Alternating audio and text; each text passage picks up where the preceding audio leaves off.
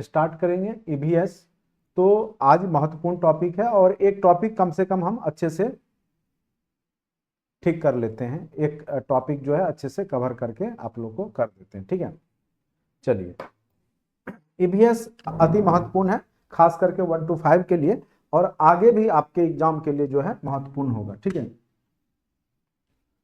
तो आप लोग अच्छे से समझने का प्रयास कीजिएगा, ठीक है।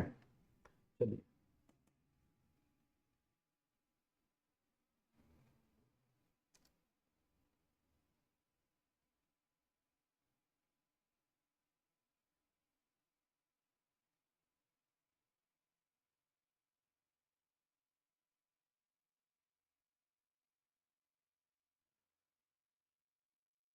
किधर रख दिया हमने, इसमें तो नहीं है। एनवायरमेंट साइंस का केमिस्ट्री से लगता है, केमिस्ट्री चाहिए।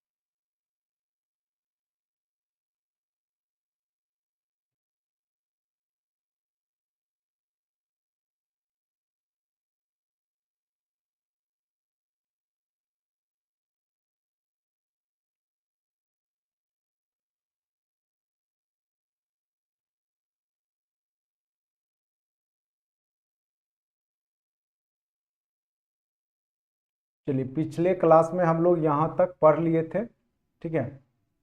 यहाँ तक हो गया। तो ओजोन क्षारक, ओजोन परत क्षरण, अंतरिक्ष प्रदूषण, हाँ प्रदूषण हम लोगों ने अच्छे से कर लिया था, ठीक है। आज का जो टॉपिक है वो आपका ओजोन परत क्षरण से लेकर के आगे हम लोग पढ़ेंगे। ओजोन जो है आपका जो लेयर है उसमें आपको बताया गया था, इसे हमने ज्योग्राफी में भी कल बताया था कि आपका जो वायुमंडल है उसको मुख्यतः इन भागों में बांटा गया है।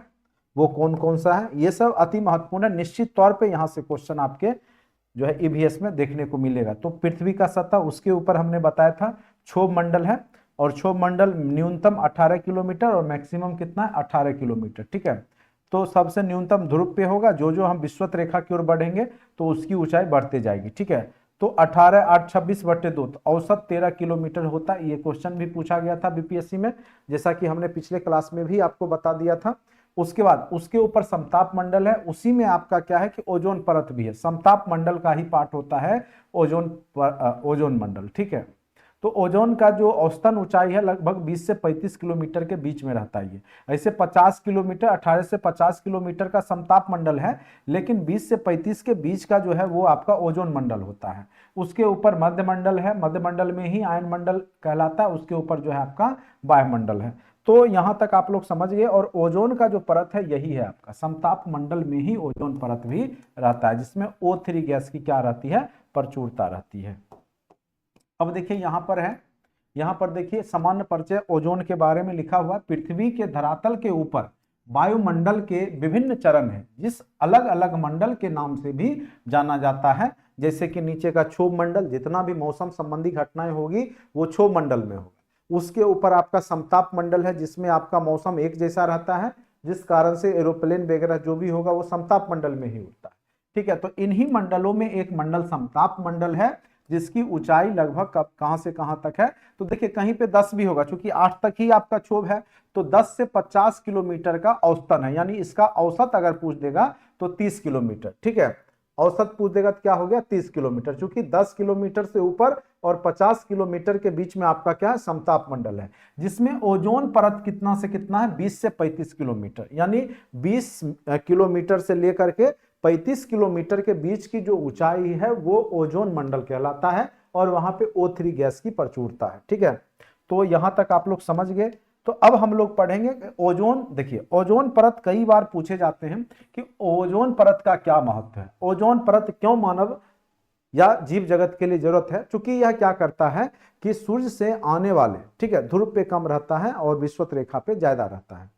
चलिए, यह परत क्या करता है कि सूर्य से आने वाली पारावैंगनिक किरणों को पृथ्वी से रक्षा करता है, यानी जो भी आपका पारावैंगनिक अल्ट्रावायलेट रे सूर्य से आती है उसको यह सोख लेता है वहीं पर, जिससे कि पृथ्वी पर वो अल्ट्रावायलेट रे नहीं पहुंच पाता है। ठीक है, क्योंकि पारावैंगनिक किरणों का अधिकांश जो भाग होता है 93% भाग वो क्या होता है ओजोन परत द्वारा ही अवशोषित कर लिए जाते हैं। ठीक है, और वो जो पारावैंगनिक किरण है अल्ट्रावायलेट रे वो पृथ्वी पर आने से बच जाता है। ठीक है, रुक जाता है, जिस कारण से जो मानव के लिए वो हानिकारक है या जीव जगत के लिए हानिकारक है वो बच जाता है। ठीक है, तो जो ओजोन परत की संरचना का जो स्वरूप है वो क्या है, ओजोन परत का निर्माण ऑक्सीजन के माध्यम से होता है, अर्थात ऑक्सीजन O3 अधिक ओजोन। ठीक है, दूसरे शब्दों में प्रदूषण के कारण ऑक्सीकरण का कम होना ओजोन परत का पतला होना या क्षरण कहलाता है। ठीक है, तो उसमें क्या होगा कि ऑक्सीजन का कम हो जाना, जो ओजोन परत में ऑक्सीजन की मात्रा है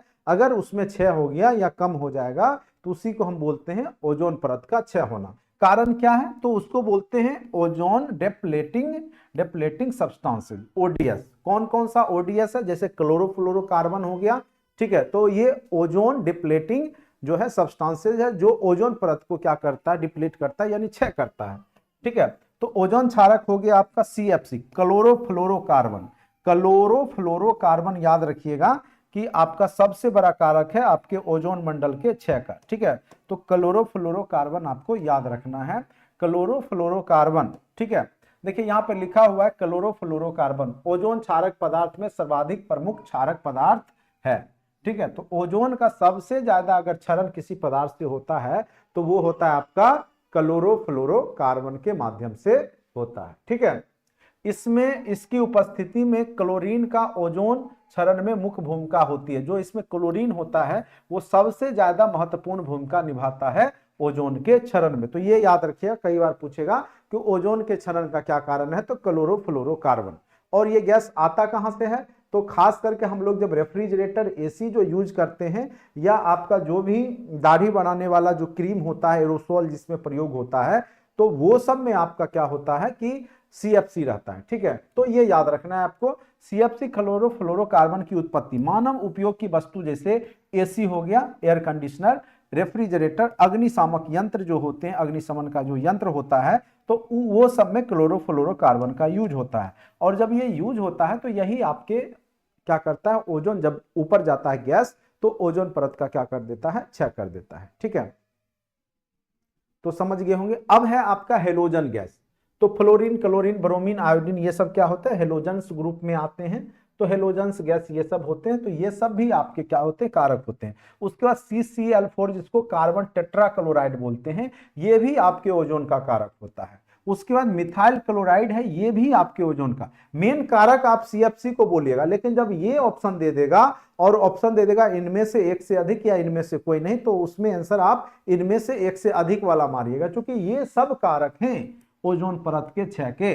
N2O नाइट्रस ऑक्साइड, ये सभी गैस जो है ओजोन परत को क्या करते हैं, क्षय करते हैं, उसको पतला कर देते हैं, जिस कारण से वहां पर क्या होगा कि अल्ट्रावायलेट रे पृथ्वी पे ज्यादा आएगी। ठीक है, तो ये अति महत्वपूर्ण है, ये याद रखिएगा। मेन गैस आप CFC बोलिए, लेकिन साथ साथ ये सब भी गैस आपके ओजोन परत के क्षय में भूमिका निभाती है। ठीक है, प्रभाव क्या होगा, ओजोन परत क्षरण से परावैंगनिक किरण में क्या हो जाएगा, वृद्धि हो जाएगा, और मानव शरीर पे जो त्वचा संबंधी रोग है वो सबसे ज्यादा यहाँ पे बढ़ जाता है। ठीक है, तो यहां पर देखिए क्या है, तो ultraviolet A, ultraviolet B, ultraviolet C, इस 3 प्रकार के जो किरण आएंगे उससे क्या होगा कि प्रभावित करेगा, जीव जगत को प्रभावित करेगा। नोट, अल्ट्रावायलेट भी सर्वाधिक प्रभावित करते हैं। जो अल्ट्रावायलेट बी जो किरणें हैं वो मानव जाति को सर्वाधिक प्रभावित करते हैं। ठीक है, और ये क्या करेगा, प्रभाव क्या क्या डालेगा, ओजोन में जब छिद्र हो जाएगा तो क्या क्या प्रभाव डालेगा,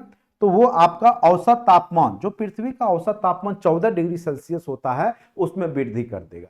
जब तापमान वृद्धि हो जाएगा तो जो ग्लेशियर का बर्फ है वो पिघलना शुरू हो जाएगा। जब वो पिघलेगा तो समुद्र का लेयर बढ़ जाएगा, यानी समुद्र के तट के किनारे जो शहर थे वो डूबना शुरू हो जाएंगे। जैसे इंडोनेशिया की राजधानी बदल दी गई, तो क्यों बदल दिया गया, तो जो उसका मेन शहर था, जो राजधानी कैपिटल, तो वो डूबने लगा, तो जल वहां पे ज्यादा हो गया। तो उसी प्रकार से धीरे धीरे जब ग्लेशियर का बर्फ पिघलेगा तो क्या होगा कि वो लेयर बढ़ेगा और समुद्री तूफान आने की भी संभावना बढ़ जाती है। देखिए यहाँ पे तो सबसे पहले क्या होगा, पृथ्वी का जो औसत तापमान है वो वृद्धि हो जाएगा, ठीक है, औसत तापमान में वृद्धि हो जाएगा।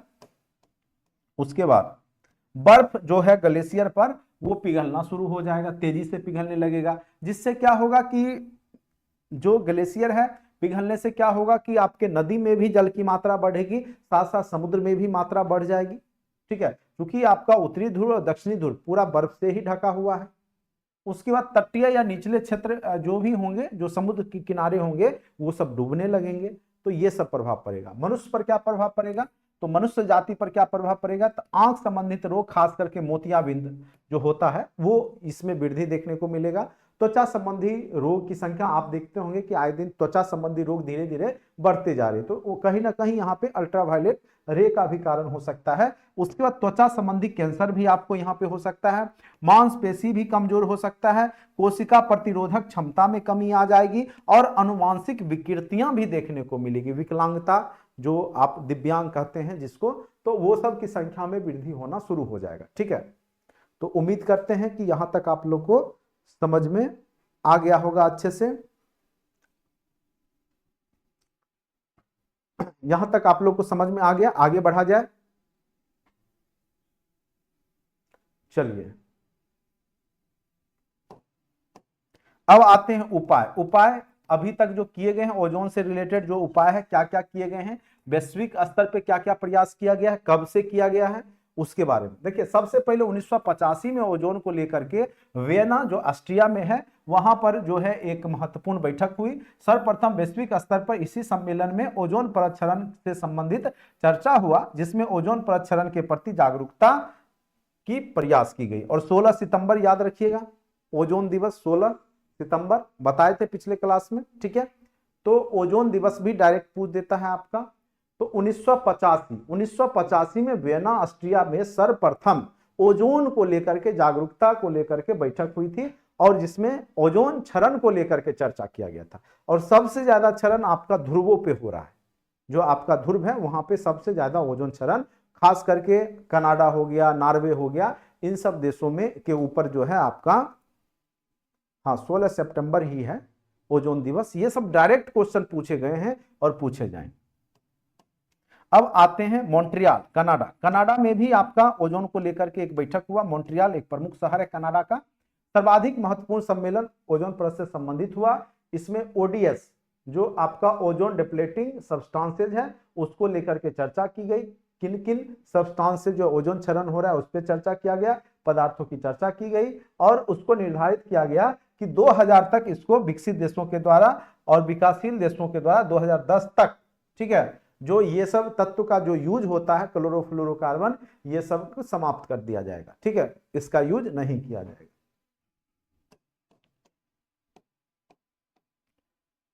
लंदन में 1990 में बैठक हुई और उसमें जो ओजोन डिप्लेटिंग सब्सटेंसेस था ओडीएस के तहत 8 तत्वों की बात की गई, ठीक है।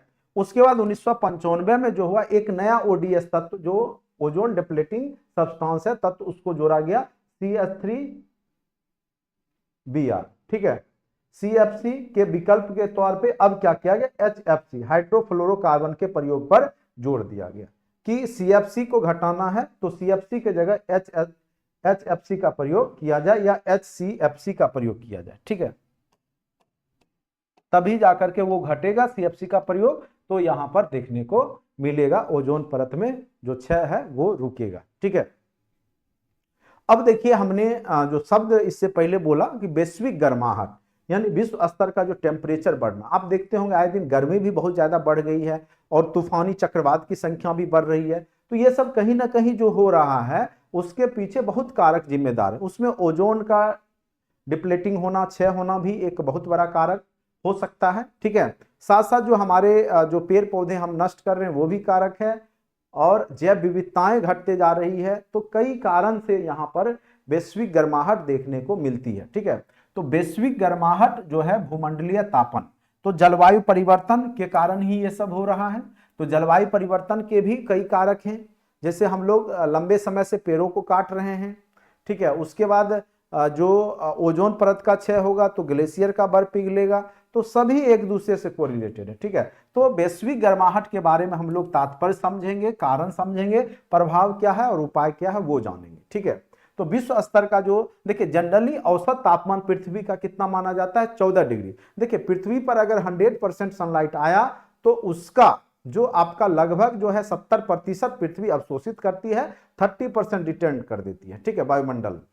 ठीक, तो एक प्रकार से कह सकते हैं कि पृथ्वी पर एक गैस चेंबर बनता है, ठीक है। तो गैस चेंबर के रूप में जैसे ग्रीन हाउस इफेक्ट हम लोग पढ़ते हैं, खास करके ठंड मुल्क जो प्रदेश है वहां पे सब्जी उपजाने के लिए, क्योंकि वहां टेम्परेचर उतना नहीं रहता है, तो जो टेम्परेचर अंदर गया उस ग्रीन हाउस में वो बाहर नहीं निकल पाता है। उससे क्या होता है कि वहां का जो वातावरण हो जाता है, जहां पे जितना टेम्परेचर चाहिए सब्जी उपजाने के लिए, तो सब्जी को मिल जाता है, पेड़ पौधे को, तो वहां पे सब्जी उपजाया जाता है। तो ग्रीन हाउस इफेक्ट भी आगे हम लोग चर्चा करेंगे। तो यहां पर देखिए सामान्य शब्दों में वैश्विक गर्माहट से तात्पर्य पृथ्वी के औसत तापमान, कितना औसत तापमान, 14 डिग्री सेल्सियस, उसमें वृद्धि से है। अगर पृथ्वी का टेम्परेचर 14 डिग्री सेल्सियस से अगर बढ़ जाएगा तो आपका क्या हो जाएगा, तापमान में वृद्धि मानी जाएगी, ठीक है। इस घटना को ग्रीन हाउस इफेक्ट के संदर्भ में भी देखा जा सकता है। और पृथ्वी का जो टेम्परेचर बढ़ता है वो किस कारण से बढ़ता है, ग्रीन हाउस गैस के कारण, ग्रीन हाउस इफेक्ट जो है, ठीक है, उस कारण से। ग्रीन हाउस क्यों नाम दिया गया, क्योंकि ग्रीन हाउस का प्रयोग जो है सब्जी उपजाने के लिए ठंड मुल्कों में किया जाता है। और उसी प्रकार से जब पृथ्वी बिहेव करने लगे, जो टेम्परेचर पृथ्वी तक आए और वह रिटर्न वायुमंडल में नहीं जाए और यहीं आसपास रहे, तो क्या करेगा कि वैश्विक जो टेम्परेचर है, तापमान है, वो पृथ्वी का बढ़ जाएगा। और वो बढ़ सकता है आपको लगभग 1 डिग्री सेल्सियस तक बढ़ सकता है, ठीक है। तो उसी को लेकर के यहां पर चर्चा आज देखेंगे। ग्रीन हाउस प्रभाव क्या है, ठंडे प्रदेशों में पौधों के लिए कांच के बॉक्स बनाकर इन बॉक्सों में सूर्य से आने वाली किरणों के शोषण एवं परावर्तन में संतुलन बनाकर पौधों के अनुकूल वातावरण तैयार किया जाता है। यानी ठंड मुल्क में सब्जी उपजाने के लिए, ठंड मुल्क में सब्जी उपजाने के लिए जो है एक ऐसा गैस चेंबर बनाया जाता है, या कह सकते हैं एक कांच का ऐसा बॉक्स बनाया जाता है कि जिस कारण से जो ठंड मुल्क में सब्जियां नहीं होती हैं वो भी सब्जियां वहां उपजाई जाए। और उसी तरीका से जब पृथ्वी बिहेव करने लगे तब उसको हम बोलते हैं ग्रीन हाउस इफेक्ट। पृथ्वी का वायुमंडल भी एक प्रकार का ग्रीन हाउस की तरह है, जो सूर्य के किरणों के अवशोषण एवं परावर्तन पर आधारित होता है। यानी जितना आपका टेम्परेचर पृथ्वी पे आता है उतना आपका रिटर्निंग नहीं जा पाता है, उसका 70% पृथ्वी अवशोषित कर लेती है, 30% ही रिटर्न जाता है, ठीक है। तो यहां देखिए जो गैस से उष्मा का अवशोषण करती है, खास करके उष्मा का अवशोषण कौन कौन गैस करती है, जो उष्मा को अवशोषित करके अपने पास एब्जॉर्ब करती है, और वो क्या करती है, वायुमंडल के टेम्परेचर को बढ़ा देती है। तो वो जैसे हो गया CO2, कार्बन डाइऑक्साइड, जो हम लोग छोड़ते हैं, ठीक है, हम लोग ऑक्सीजन लेते हैं और कार्बन डाइऑक्साइड छोड़ते हैं गैस, ठीक है। तो CO2 गैस, पेड़ पौधे भी CO2 ही छोड़ते हैं, ऑक्सीजन लेते हैं। केवल भोजन बनाने वक्त में पेड़ पौधे क्या करते हैं कि कार्बन डाइऑक्साइड लेते हैं और ऑक्सीजन छोड़ते हैं। इसीलिए रात्रि में पेड़ पौधे के नीचे नहीं सोने के लिए कहा जाता है, क्योंकि वहां पे ऑक्सीजन की कमी हो जाएगी। क्योंकि रात्रि में पेड़ पौधे भी, ठीक है, ऑक्सीजन ही लेते हैं, कार्बन डाइऑक्साइड छोड़ते हैं, ये याद रखिएगा। क्योंकि कोई भी जीव जगत है वो ऑक्सीजन पे ही जिंदा है। तो कई बार आप लोग कंफ्यूज हो जाते हैं कि पेड़ पौधे जो है कार्बन डाइऑक्साइड लेते हैं, ऑक्सीजन छोड़ते हैं, लेकिन यह प्रक्रिया वो अपने भोजन बनाने के दौरान ही करते हैं बस। बाद बाकी टाइम पर वो भी क्या करते हैं कि आपका कार्बन डाइऑक्साइड लेते हैं और ऑक्सीजन नहीं, भोजन बनाने वक्त करते हैं, और बाद बाकी टाइम पे वो भी ऑक्सीजन लेते हैं और कार्बन डाइऑक्साइड छोड़ते हैं। इसलिए रात्रि को कहता है कि पेड़ के नीचे नहीं सोना चाहिए। जो गैस उष्मा का अवशोषण करती है जैसे CO2, ग्रीन हाउस गैस कहलाती है। CO2 क्या है, एक प्रकार का ग्रीन हाउस गैस है। कार्बन डाइऑक्साइड एक प्रकार का क्या है, जो कि उष्मा का अवशोषण कर लेती है, CO2। तथा इसका प्रभाव ग्रीन हाउस प्रभाव कहलाता है। किसका, तो जो आपका CO2 गैस टेम्परेचर अवशोषित कर ली वायुमंडल का, तो वो क्या करेगी, पृथ्वी का टेम्परेचर बढ़ा के रखेगी। तो यही इफेक्ट ग्रीन हाउस इफेक्ट कहलाता है। अब देखिए नेक्स्ट पॉइंट, देखिए EVS कुछ नहीं है, बस आप लोग अच्छे से जो नोट्स दिए उसको पढ़ लीजिएगा। अभी हमने एक सेट टेस्ट डाल दिया ईवीएस का, पहले पारिस्थितिकी वाला इकोलॉजी बना लीजिएगा, जो नहीं बनेगा सॉल्यूशन अपना देख लीजिएगा। सबमिट के बाद नीचे सॉल्यूशन भी आता है, तो आप लोग देखा कीजिए, नीचे में जाइएगा तो सॉल्यूशन भी दिखता है। जो क्वेश्चन नहीं बनता है वो सबमिट करके सॉल्यूशन देख लिया कीजिए, ठीक है। उसमें आपका रैंक के साथ साथ जो भी सॉल्यूशन है वो भी दिखता है, ठीक है। तो अब जो है जब हमारा ये चैप्टर कंप्लीट हो जाएगा तो उसके बाद हम लोग बिल्कुल केवल ऑब्जेक्टिव करेंगे। ईवीएस अब आपका एक क्लास और चलेगा, पूरा कंप्लीट हो जाएगा। उसके बाद जब भी हम ईवीएस में आएंगे तो ऑब्जेक्टिव सेशन ही लेंगे, ठीक है। इसीलिए आप लोग घबराइए नहीं, जिस तरीका से हम पढ़ा रहे हैं वैसे पढ़िए, ठीक है। कई लोग ऑब्जेक्टिव शुरुआत में ही पढ़ना चाहते हैं, तो मैं पहले ही बता दिया था कि पहले मैं थ्योरी करवाऊंगा तब ऑब्जेक्टिव करवाऊंगा, ठीक है। उसके बाद तब आप खुद बनाइएगा। अभी क्या होगा, आप रटिएगा।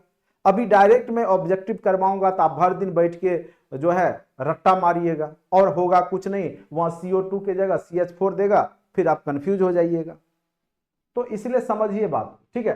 चलिए, सूर्य से प्राप्त उष्मा का लगभग 70% जो है पृथ्वी धरातल पर अवशोषित हो जाती है तथा शेष लगभग 30% भाग परावर्तित हो जाता है, रिटर्न कर देता है सनलाइट को, ठीक है। इस परिवर्तन उष्मा का कुछ भाग वायुमंडल में उपस्थित जलवाष्प, CO2, धूलकण आदि द्वारा अवशोषित हो जाता है। तो कुछ टेम्परेचर क्या करेगा, जब पृथ्वी उसको रिटर्न करती है तो कार्बन डाइऑक्साइड गैस हो गया या जलवाष्प हो गया, उसको अवशोषित करके एब्जॉर्ब करके रख लेती है। वास्तव में पिछले कई वर्षों से वायुमंडल में इन गैसों की वृद्धि से अवशोषण ज्यादा हो रहा है। परिणामतः पृथ्वी के तापमान में लगातार क्या हो रही है, वृद्धि देखने को मिल रही है, ठीक है। पृथ्वी का टेम्परेचर क्या हो रहा है, धीरे धीरे बढ़ते जा रहा है, और इसी कारण से इसको हम लोग क्या बोले, ग्रीन हाउस इफेक्ट हो रहा है, ठीक है। तो 1824 ईस्वी में सर्वप्रथम जोसेफ फुरिये, उनका नाम था जोसेफ फुरिये, उन्होंने यह ग्रीन हाउस शब्द दिया था। ग्रीन हाउस की संकल्पना, ग्रीन हाउस शब्द जो फ्रांस के थे, जोसेफ फुरिये, फुरिये फ्रांस, ठीक है, याद रखिएगा फ्रांस।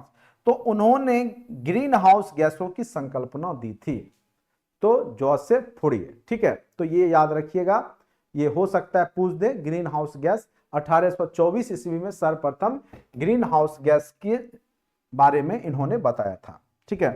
अब आते हैं, समझेंगे कि ग्रीन हाउस गैस कौन कौन सा गैस है, ठीक है। तो देखिए वहां पर आपको दे देगा कि इनमें से कौन सा गैस ग्रीन हाउस गैस है। कार्बन डाइऑक्साइड भी दे देगा, उसके बाद CFC HFC भी दे देगा, और ऑप्शन दे देगा एक से अधिक इनमें से कोई नहीं। तो वहां पर एक से अधिक मारना होगा, वहां पर क्या मारना होगा आपको, एक से अधिक, ठीक है। तो बीपीएससी यह क्वेश्चन कई बार पूछा है, कई बार।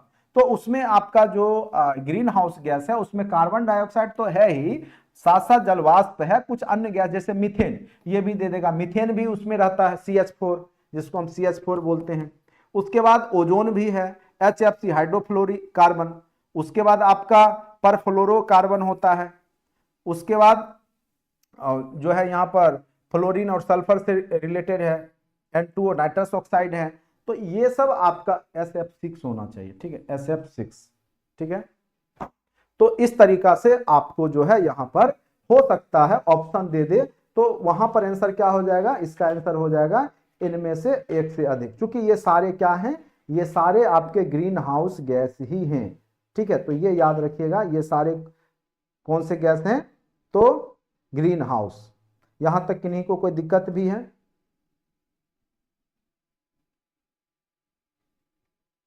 ये होता है सल्फर हेक्साफ्लोराइड, ठीक है, इसको बोलते हैं सल्फर हेक्साफ्लोराइड, SF6 होता है सल्फर हेक्साफ्लोराइड। ये भी आपका ग्रीन हाउस गैस ही है, ये याद रखिएगा, सल्फर। और PFC होता है परफ्लोरोकार्बन, ठीक है, ये PFC होता है परफ्लोरोकार्बन, ठीक है। और तो ये याद रखिएगा आप लोग, ठीक है, sulphur hexafluoride SF6, sulphur hexafluoride. तो ये सभी आपके ग्रीन हाउस गैस है। तो केवल ना ही मीथेन है, ना ही केवल कार्बन डाइऑक्साइड है, बल्कि ये सब गैस आपके ओजोन। तो ये क्वेश्चन आपको पूछेगा, देख लीजिएगा, निश्चित तौर पे यहां से क्वेश्चन वो क्रिएट कर पूछेगा, इनमें से कौन सा गैस आपका ग्रीन हाउस गैस है, और ऑप्शन दे देगा, कार्बन डाइऑक्साइड, मीथेन दे देगा, SF6 दे देगा, PFC दे देगा। तो ये सभी जो हैं आपके, याद रखिएगा कि ग्रीन हाउस गैसेस हैं। हाँ तो देखिए ग्रीन हाउस गैस ही तो है ये सब, ये सारे तो ग्रीन हाउस गैस ही है, क्लोरोफ्लोरोकार्बन। तो अभी तो हमने उसी का चर्चा किया है, ग्रीन हाउस गैस का ही, ठीक है। और सीएफसी के कारण आपका ओजोन क्षय होता है, ठीक है, ओजोन क्षय होता है, ठीक है, लेकिन है ये आपका green house gas. Green house गैसों में सर्वाधिक भाग किसका होगा, ये भी पूछ सकता है, सर्वाधिक भाग तो जलवाष्प। और वैश्विक गर्माहट, वैश्विक गर्माहट में सर्वाधिक प्रमुख योगदान किसका होता है, CO2 का होता है। क्योंकि हम क्या करते हैं कि जितने भी कल कारखाने हैं उससे भी कार्बन उत्सर्जन होता है, पेड़ पौधे हम लोग काट रहे हैं तेजी से, ठीक है, उससे क्या होता है कि कार्बन डाइऑक्साइड का ऑब्जर्वेशन नहीं होता है, क्योंकि पेड़ पौधे भी भोजन बनाने के वक्त CO2 लेते हैं, तो पेड़ पौधे काट देंगे तो कार्बन डाइऑक्साइड वातावरण में ही रहेगा, तो जिस कारण से ये एब्जॉर्ब का काम करता है, एब्जॉर्बेशन कर लेता है, अवशोषित कर लेता है, ठीक है, तो टेम्परेचर को वो क्या करता है, बढ़ा देता है। तो उम्मीद करते हैं कोई दिक्कत नहीं होगा, बेसिक चीज है ये सब। देखिए अब पूछे ओजोन प्रक्षरण में सर्वाधिक प्रमुख योगदान किसका है, तो वो है आपका CFC का, किसका है, CFC का, क्लोरोफ्लोरोकार्बन। वर्तमान में ग्रीन हाउस गैसों में CO2 का सर्वाधिक उत्सर्जक देश, सबसे ज्यादा, देखिए जो जितने विकसित देश होते हैं वो सबसे ज्यादा कार्बन का उत्सर्जन करते हैं, क्योंकि वो सबसे ज्यादा प्रोडक्ट तैयार करते हैं, कल कारखाने वहां बहुत ज्यादा हैं, तो इसीलिए सबसे ज्यादा पूरे विश्व में अगर कार्बन या पूरे दुनिया को प्रदूषित कर रहा है तो वो सबसे ज्यादा एक नंबर पे आपका कौन सा है, वो है आपका चीन।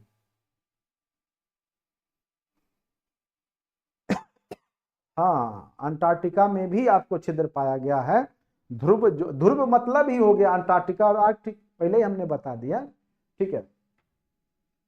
अब यहां पर देखिए अगर पूछे सबसे ज्यादा उत्सर्जक देश कौन है कार्बन का, तो वो चीन एक नंबर पे है। 2 नंबर पे आपका कौन सा है, USA, United state of America, 15% carbon उत्सर्जन कर रहा है पूरे विश्व का। 100 अगर कार्बन उत्सर्जन होता है उसमें 30 भाग जो है वो चीन करता है, 15 भाग USA। अब कहिएगा भारत कितना करता है, तो भारत 8वें नंबर पे, भारत बहुत कम करता है, ठीक है। भारत लगभग 7% करता है CO2 का उत्सर्जन, कितना करता है, मात्र 7%।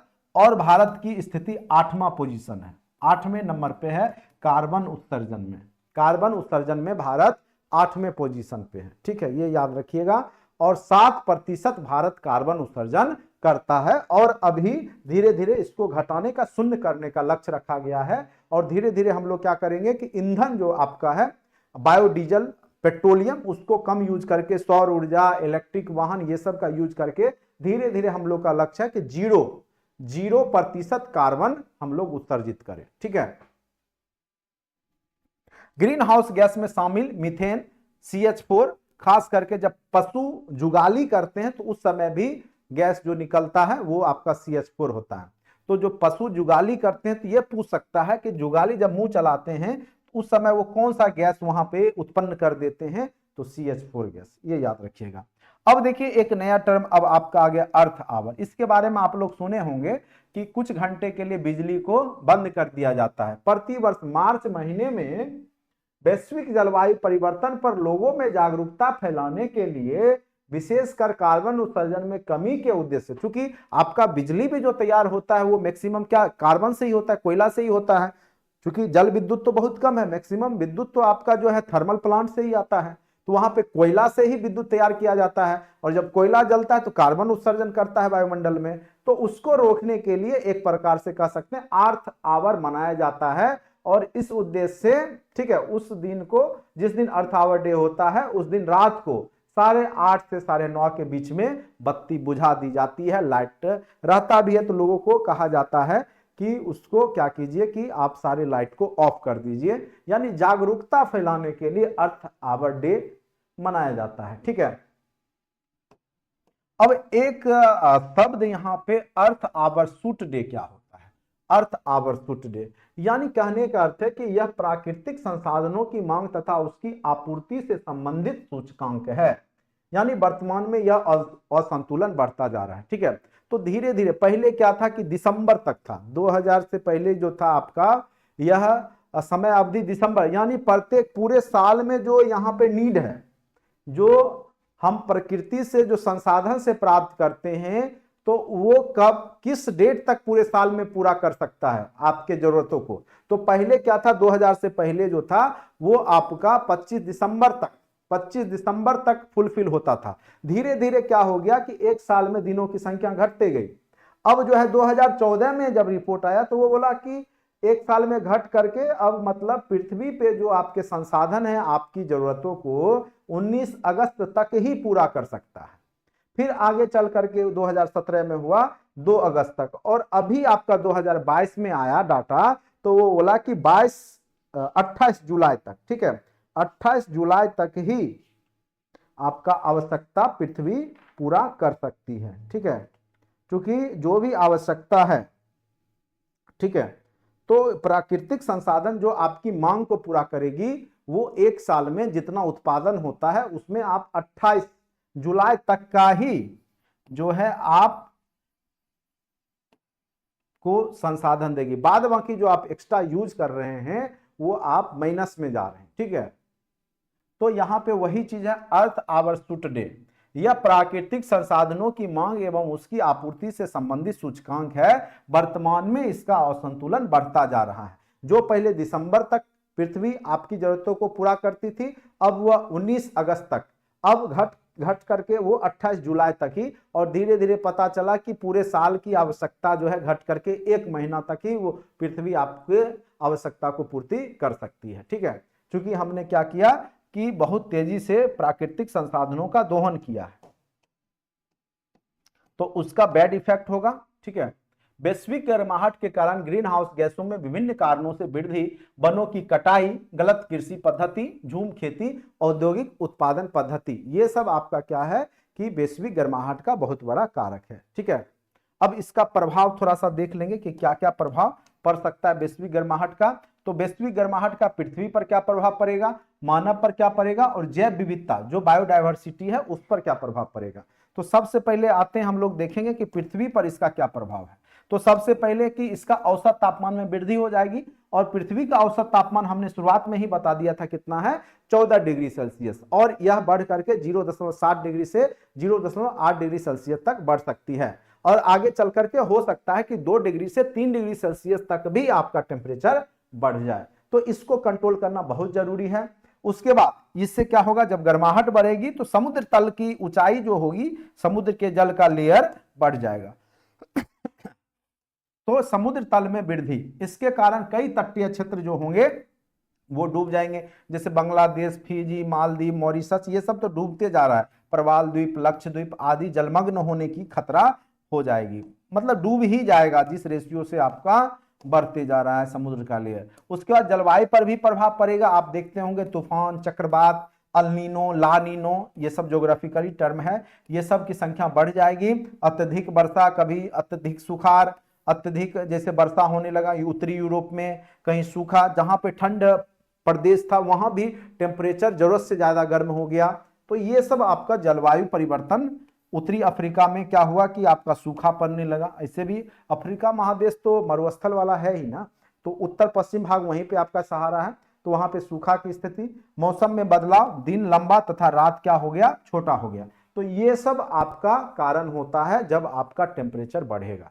जब टेम्परेचर बढ़ेगा पृथ्वी का औसतन, तो ये सब जो है परेशानियां देखने को मिलेगी। ठीक, अब मानव स्वास्थ्य पे क्या प्रभाव पड़ेगा वो देखिए। मानव स्वास्थ्य पे प्रभाव, विभिन्न प्रकार के बीमारियों में वृद्धि होगा, खास करके मलेरिया। तो मच्छर की संख्या में जल जमाव होगा, मच्छर की संख्या में वृद्धि होगी, और मच्छर मलेरिया जनरली आपको देखिएगा गर्मी महीना में ही होगा। ठीक है, तो वर्षा ज्यादा होगा, पानी जमाव होगा, तो मलेरिया की स्थिति हो जाएगी। फलेरिया उसी से रिलेटेड है आगे। फिर कालाजार भी होगा, गंदा पानी से टीबी हो गया। ये सब आपके बीमारियां मानव संबंधित होने लगेंगे। जैव विविधता पर प्रभाव पड़ेगा, विविधता में कमी, मनुष्य एवं जीव जंतुओं के प्रवासन आदि।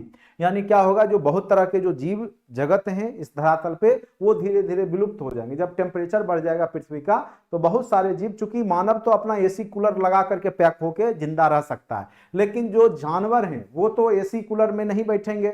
ठीक है, तो उनको तो भारी दिक्कत होगा इस स्थिति में, तो वो धीरे धीरे क्या हो जाएंगे, समाप्त हो जाएंगे, या एक क्षेत्र को छोड़ करके जहां ठंड मुल्क है तो सभी शिमला उमला पहुंच जाएंगे जानवर सब, और क्या करेंगे। ठीक है, जहां ठंड होगा प्रदेश वहां पहुंच जाएंगे अपने जीविकोपार्जन के लिए, जीने के लिए। तो यहाँ पर क्या होगा, जीव जंतु का क्या हो जाएगा, प्रवासन हो जाएगा, यानी जिधर टेम्परेचर ज्यादा होगा उधर से भाग करके जिधर ठंडा होगा उधर पहुंच जाएंगे ये लोग। हाँ, वीडियो बीच बीच में रुक रहा है तो सबको नहीं रुक रहा होगा, आपका कुछ पर्सनल प्रॉब्लम हो सकता होगा। ठीक है, तो अभी तक जो जो सम्मेलन हुआ है 1992 में रियो ब्राजील में हुआ था। पृथ्वी सम्मेलन वैश्विक गर्माहट पर पहली बार चर्चा हुई 1992 में। ग्रीन हाउस विशेषकर CO2 में कटौती की बात की गई। 2000 ईस्वी तक CO2 उत्सर्जन को 1990 के स्तर पर लाने की बात की गई। और एजेंडा 21 21वीं सदी में सतत विकास एवं पर्यावरण संरक्षण की बात करता है। तो ये सब आप लोग अच्छे से पढ़ लीजिएगा, नोट्स में लिखा हुआ है। उसके बाद अभी आपका प्रत्येक वर्ष जो होता है कॉप होता है, कॉन्फ्रेंस ऑफ पार्टी की बैठक होती है। इसकी शुरुआत वहीं 1992 से हुई है। UNFCCC United nation framework convention on climate change. तो ये सब आप लोग अच्छे से देख लीजिएगा, ठीक है, ये सब डायरेक्ट फुल फॉर्म ही आपको पूछेगा।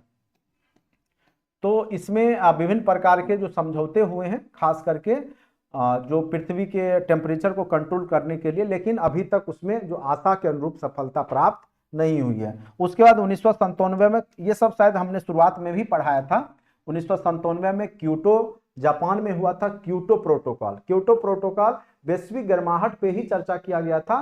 गर्माहट के कारण के रूप में 6 ग्रीन हाउस गैस को पहचान किया गया था। अभी हमने इसका फुल फॉर्म भी बताया, carbon dioxide, CH4 methane, nitrous oxide, HFC hydrofluorocarbon, उसके बाद PFC परफ्लोरोकार्बन, SFC तो सल्फर हेक्सा फ्लोराइड। ठीक है, तो ये सब गैस जो है ग्रीन हाउस का, और आपका मेन रूप से जो है ग्रीन हाउस गैस ही है ये। ठीक है, उसके बाद है आपका CO2 उत्सर्जन कटौती की नई सीमा बनाई गई 2000 ईस्वी की जगह। अब 2008 से 2012 तक में CO2 उत्सर्जन 1990 के स्तर से 5.2% करना, यानी जितना भी उत्सर्जन हो रहा है, जो 1990 में उत्सर्जन हो रहा है, तो उससे भी 5.2% कम करने का लक्ष्य रखा गया है। उसके बाद यहाँ पे कार्बन व्यापार की अवधारणा आई है, यानी जो देश कार्बन उत्सर्जन कम करता है वो अपना कार्बन उत्सर्जन की मात्रा बेच सकता है और विकसित देश उसको खरीद करके यूज कर सकते हैं।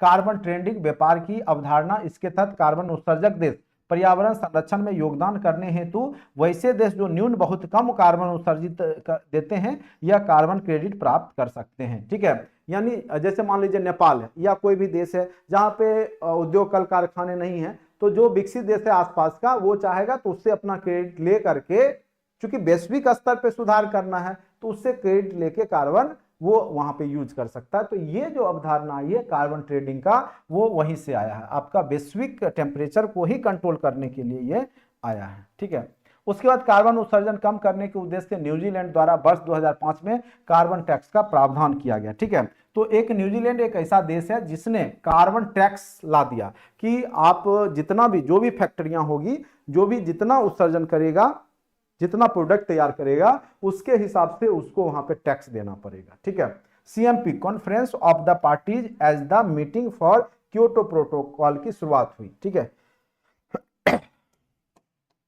अब आ जाइए मॉन्ट्रियल कनाडा। कनाडा में 2005 में बैठक हुई, और ये सब देश में होते रहता है, इसको लेकर के विकसित देशों द्वारा पिछड़े गरीब देशों के तकनीक को हस्तांतरण, यानी यहां पर क्या किया गया कि जो विकसित देश हैं उनको जो तकनीक है खास करके ऊर्जा से रिलेटेड, वो जो अविकसित देश है या विकासशील जैसे भारत है, तो यहाँ पे सौर ऊर्जा, चूंकि यहाँ पे लगभग साल में 290 दिन तक यहाँ पे टेम्परेचर रहता है अच्छा खासा, तो यहाँ सौर ऊर्जा का प्रयोग किया जा सकता है। उसके बाद आपका पवन ऊर्जा जो होता है उसका प्रयोग किया जा सकता है। उससे क्या होगा, जब वो विकसित देश तकनीक देंगे तो जो विकासशील देश है जो कार्बन का उत्सर्जन कर रहे हैं ज्यादा, तो वो कंट्रोल कर सकते हैं। ठीक है, उसके बाद यहां पर जो है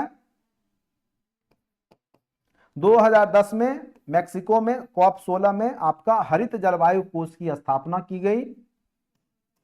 दोहा कतर में ग्रीन हाउस गैस कटौती की नई सीमा 2012 की जगह 2020 निश्चित की गई। 2015 पेरिस में फ्रांस में हुआ COP21 जो है यहाँ पर 196 देशों की भागीदारी हुई। कार्बन उत्सर्जन कटौती 2020 लागू करने पर सहमति जताई गई। ठीक है, उसके बाद 2020 से विकसित देश प्रतिवर्ष $100 अरब ग्रीन क्लाइमेट फंड में जमा करेंगे। यानी जो भी विकसित देश हैं जो कार्बन का उत्सर्जन ज्यादा कर रहे हैं वो $100 अरब, ठीक है, वो जो एक संगठन बना था ग्रीन क्लाइमेट फंड, उसमें ये जमा करेंगे, ठीक है। और ग्रीन क्लाइमेट फंड जो हरित जलवायु कोष की स्थापना कानकून सम्मेलन के दौरान हुई थी। 21वीं सदी के समाप्ति तक तापमान लक्ष्य 1750 के औद्योगिक क्रांति के पहले के तापमान से 2 डिग्री से ज्यादा वृद्धि नहीं। जो 1750 में जो टेम्परेचर था पृथ्वी का, उससे 2 डिग्री से ज्यादा, 2 डिग्री सेल्सियस अब तक रखा जाएगा, उससे ज्यादा नहीं होना चाहिए। यानी औद्योगिक क्रांति से पूर्व का जो टेम्परेचर था पृथ्वी का वो लाने का प्रयास किया जाएगा, ठीक है। अब देखिए सफलता मिलती है कि नहीं मिलती है। भारत के प्रधानमंत्री नरेंद्र मोदी द्वारा इसी सम्मेलन में सोलर गठबंधन की शुरुआत की गई फ्रांस में, जिसमें 121 देश शामिल हुए थे। मोदी द्वारा 3E की बात की गई, इकोनॉमी, एनर्जी और इकोलॉजी, ठीक है। इकोनॉमी, एनर्जी और इकोलॉजी जो तीनों शब्द हैं अपने आप में महत्वपूर्ण है। इकोनॉमी मतलब आर्थिक गतिविधि, एनर्जी ऊर्जा से रिलेटेड हुआ, और इकोलॉजी परिस्थिति की, मतलब आपको पैसा भी कमाना है तो लेकिन साथ साथ आप क्या कीजिए कि पर्यावरण को बचाते हुए, ठीक है। ऊर्जा के जो विभिन्न रूप हैं, खास करके सोलर जो कि नवीकरणीय ऊर्जा है, एक होता अनवीकरणीय जिसको आप बना नहीं सकते हैं, वो खत्म हो जाएगा तो फिर आप उत्पादन नहीं कर सकते हैं। एक होता नवीकरणीय जो आपका कभी समाप्त ही नहीं होगा, जैसे विंड एनर्जी, पवन ऊर्जा, जैसे आपका ये सौर ऊर्जा, ये सब कभी समाप्त नहीं हो सकता, ठीक है। तो नवीकरणीय हो गए, तो यहां पर नवीकरणीय ऊर्जा स्रोत पर विशेष रूप से फोकस करने की आवश्यकता है, और इसीलिए 2015 में जो है यहां पर सौर गठबंधन बनाया गया, सोलर, और इसका गुड़गांव में एक जो है ऑफिस भी है, ठीक है, पूरे। और इसमें दुनिया के 121 देश शामिल है 196 में, जो खास करके जहां पे टेम्परेचर है, जहां पे सूर्य का लाइट पड़ता है तभी ना। अब जहां पे ठंड है, अब नॉर्वे इसमें शामिल होकर क्या करेगा, वहां टेम्परेचर ही नहीं है, सनलाइट ही उस ढंग से नहीं है, सौर ऊर्जा काम ही नहीं करेगा। चलिए, भारत द्वारा 2030 तक कार्बन उत्सर्जन में 35% तक कटौती का लक्ष्य किया गया, ठीक है।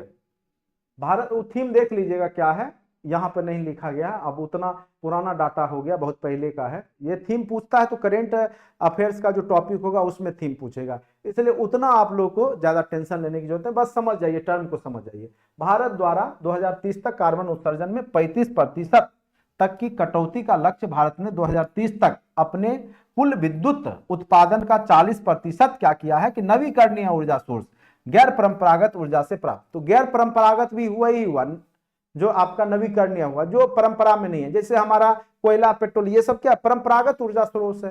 हम लोग इसको परंपरा के रूप में, जैसे हमारे पूर्वज भी कोयला जलाते थे, किरासन का यूज करते थे, पेट्रोल का, डीजल का, तो वो परंपरागत हो गया। और नया चीज जैसे सौर ऊर्जा हो गया, ठीक है, जैसे पवन ऊर्जा हो गया, तो ये सब क्या हो गया, नवीकरणीय हो गए, गैर परंपरागत हो गए। तो 40% ऊर्जा जो है हम लोग को गैर परंपरागत सोर्स से प्राप्त करने का लक्ष्य रखा गया है 2030 तक, ये याद रखिएगा, ठीक है। कोटोवाइस में पोलैंड में हुआ, कॉप 24 2019 में ब्राजील में हुआ, और लास्ट में हमने बता ही दिया था पिछले साल जो है वो शायद सऊदी अरब में हुआ था, उससे भी पहले मिस्र में हुआ था, नहीं ये शायद सऊदी अरब वाला प्रस्तावित है, दुबई में जो होगा। सऊदी अरब, यूनाइटेड अरब अमीरात, देख लीजिएगा, शुरुआत में ही डाटा हमने दिया था, और उससे पहले शायद मिस्र में था, ठीक है। तो कॉप 27, कॉप 28 जो करेंट डाटा है वो हमने डाल दिया, उसको देख लीजिएगा एक बार। तो आज इतना ही रहने देते हैं, एक क्लास और आपका थ्योरी का चलेगा, ठीक है, उसके बाद आपका कंप्लीट हो जाएगा। हाँ, मिस्र में तो हुआ था, शहर का भी नाम शायद हमने लिख दिया था आप लोग को, ठीक है।